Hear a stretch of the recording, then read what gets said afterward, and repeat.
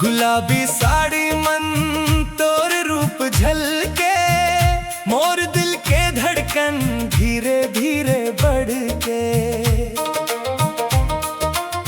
नैना के जादू मन मोला बांध ले हंस, तोर मुस्कान मोर सपना सजा के। अरे गुलाबी साड़ी वाली मोर जिंदगी के लाली, तोर संग चलहूं गली गली बन जा मोर दिल के रानी।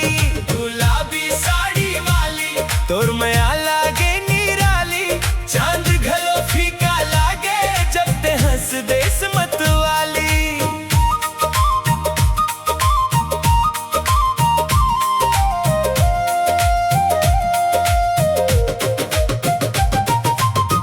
रिमझिम बरसे पानी तोर याद आवे रानी, तोर गोरी गोरी सुरता बस गे मोर दिल मन जानी।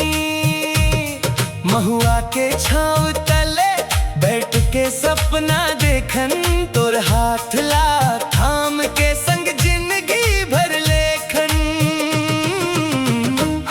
अरे गुलाबी साड़ी वाली मोर जिंदगी के लाली, तोर संग चलहूं गली गली बन जा मोर दिल के रानी।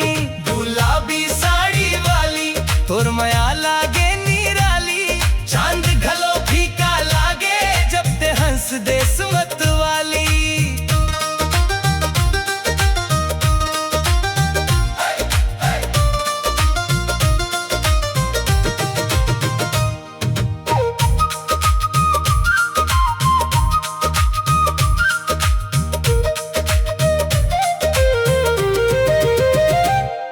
मड़ई के भीड़ मन जब ते धीरे धीरे मुस्कास, मोर मन के हर कोना मन माया के दीप जलास। बांसुरी के मीठ सुर जैसे तोर बोली लागे प्यारी,